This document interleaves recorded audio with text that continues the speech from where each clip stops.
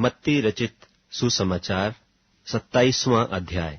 जब भोर हुई तो सब महायाजकों और लोगों के पुरनियों ने यीशु के मार डालने की सम्मति की और उन्होंने उसे बांधा और ले जाकर पिलातुस हाकिम के हाथ में सौंप दिया। जब उसके पकड़वाने वाले यहूदा ने देखा कि वह दोषी ठहराया गया है, तो वह पछताया और वे 30 चांदी के सिक्के महायाजकों और पुरनियों के पास फेर लाया और कहा, मैंने निर्दोषी को घात के लिए पकड़वाकर पाप किया है। उन्होंने कहा, हमें क्या, तू ही जान। तब वह उन सिक्कों को मंदिर में फेंक कर चला गया और जाकर अपने आप को फांसी दी।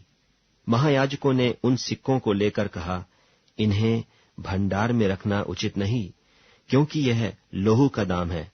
सो उन्होंने सम्मति करके उन सिक्कों से परदेशियों के गाड़ने के लिए कुम्हार का खेत मोल ले लिया। इस कारण वह खेत आज तक लोहू का खेत कहलाता है।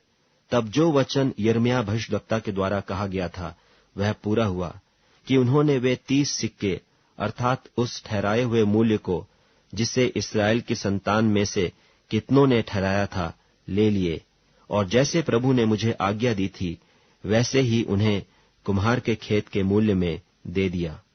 जब यीशु हाकिम के सामने खड़ा था तो हाकिम ने उससे पूछा कि क्या तू यहूदियों का राजा है?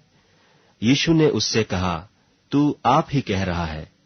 जब महायाजक और पुरनिये उस पर दोष लगा रहे थे तो उसने कुछ उत्तर नहीं दिया।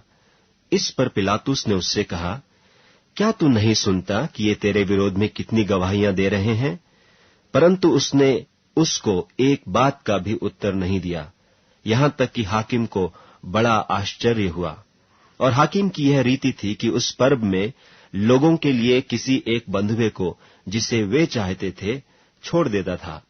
उस समय बरअब्बा नाम उन्हीं में का एक नामी बंधुआ था। सो जब वे इकट्ठे हुए तो पिलातुस ने उनसे कहा, तुम किसको चाहते हो कि मैं तुम्हारे लिए छोड़ दूं, बरअब्बा को या यीशु को जो मसीह कहलाता है? क्योंकि वह जानता था कि उन्होंने उसे डाह से पकड़वाया है। जब वह न्याय की गद्दी पर बैठा हुआ था तो उसकी पत्नी ने उसे कहला भेजा कि तू उस धर्मी के मामले में हाथ न डालना, क्योंकि मैंने आज स्वप्न में उसके कारण बहुत दुख उठाया है। महायाजकों और पुरनियों ने लोगों को उभारा कि वे बरअब्बा को मांग लें और यीशु को नाश कराएं। हाकिम ने उनसे पूछा कि इन दोनों में से किसको चाहते हो कि तुम्हारे लिए छोड़ दूं? उन्होंने कहा, बरअब्बा को। पिलातुस ने उनसे पूछा, फिर यीशु को जो मसीह कहलाता है क्या करूं? सब ने उससे कहा, वह क्रूस पर चढ़ाया जाए। हाकिम ने कहा, क्यों, उसने क्या बुराई की है? परंतु वे और भी चिल्ला चिल्ला कर कहने लगे, वह क्रूस पर चढ़ाया जाए। जब पिलातुस ने देखा कि कुछ बन नहीं पड़ता, परंतु इसके विपरीत हुल्लड़ होता जाता है, तो उसने पानी लेकर भीड़ के सामने अपने हाथ धोए और कहा, मैं इस धर्मी के लोहू से निर्दोष हूं, तुम ही जानो। सब लोगों ने उत्तर दिया कि इसका लोहू हम पर और हमारी संतान पर हो।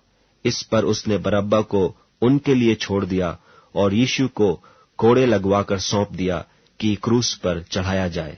तब हाकिम के सिपाहियों ने यीशु को किले में ले जाकर सारी पलटन उसके चहुं ओर इकट्ठी की और उसके कपड़े उतारकर उसे किरमिजी बागा पहनाया और कांटों का मुकुट गूंथ कर उसके सिर पर रखा और उसके दाहिने हाथ में सरकंडा दिया और उसके आगे घुटने टेक कर उसे ठट्ठे में उड़ाने लगे कि हे यहूदियों के राजा, नमस्कार, और उस पर थूका और वही सरकंडा लेकर उसके सिर पर मारने लगे।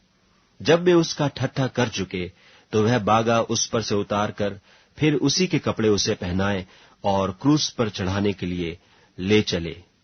बाहर जाते हुए उन्हें शमौन नाम एक कुरेनी मनुष्य मिला। उन्होंने उसे बेगार में पकड़ा कि वह उसका क्रूस उठा ले चले। और उस स्थान पर जो गुलगुता नाम की जगह अर्थात खोपड़ी का स्थान कहलाता है पहुंचकर उन्होंने पित्त मिलाया हुआ दाखरस उसे पीने को दिया, परंतु उसने चखकर पीना न चाहा। तब उन्होंने उसे क्रूस पर चढ़ाया और चिट्ठियां डालकर उसके कपड़े बांट लिए और वहां बैठकर उसका पहरा देने लगे और उसका दोष पत्र उसके सिर के ऊपर लगाया कि यह यहूदियों का राजा यीशु है। तब उसके साथ 2 डाकू एक दाहिने और एक बाएं क्रूसों पर चढ़ाए गए और आने जाने वाले सिर हिला हिला कर उसकी निंदा करते थे और यह कहते थे कि हे मंदिर के ढाने वाले और 3 दिन में बनाने वाले, अपने आप को तो बचा।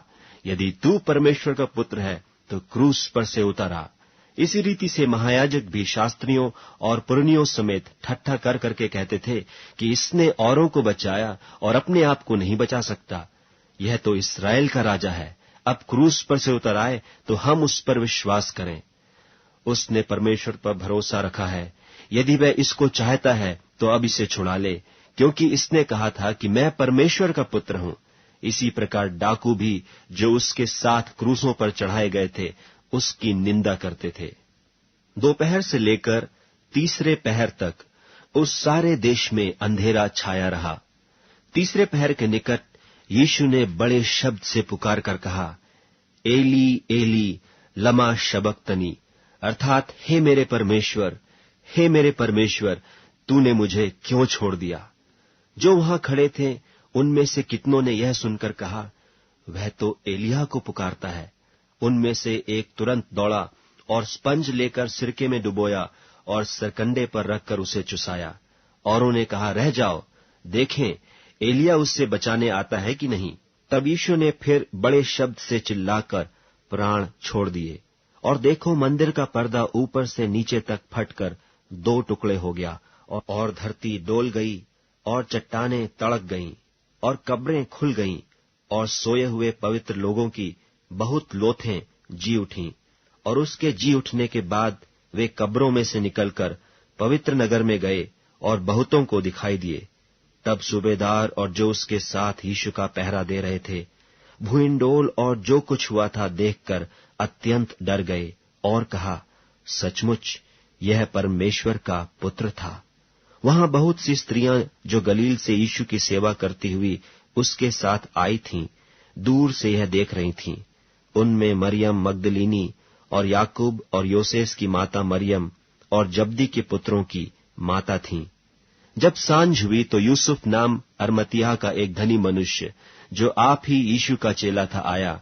उसने पिलातुस के पास जाकर यीशु की लोथ मांगी। इस पर पिलातुस ने दे देने की आज्ञा दी। यूसुफ ने लोथ को लेकर उसे उज्ज्वल चादर में लपेटा और उसे अपनी नई कब्र में रखा जो उसने चट्टान में खुदवाई थी, और कब्र के द्वार पर बड़ा पत्थर लुढ़काकर चला गया। और मरियम मगदलीनी और दूसरी मरियम वहां कब्र के सामने बैठी थीं। दूसरे दिन, जो तैयारी के दिन के बाद का दिन था, महायाजकों और फरीसियों ने पिलातुस के पास इकट्ठे होकर कहा, हे महाराज, हमें स्मरण है कि उस भरमाने वाले ने अपने जीते जी कहा था कि मैं 3 दिन के बाद जी उठूंगा।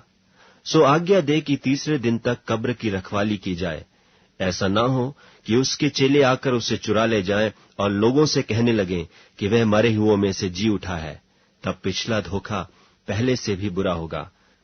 पिलातुस ने उनसे कहा, तुम्हारे पास पहरुए तो हैं, जाओ अपनी समझ के अनुसार रखवाली करो। सो वे पहरुओं को साथ लेकर गए और पत्थर पर मुहर लगाकर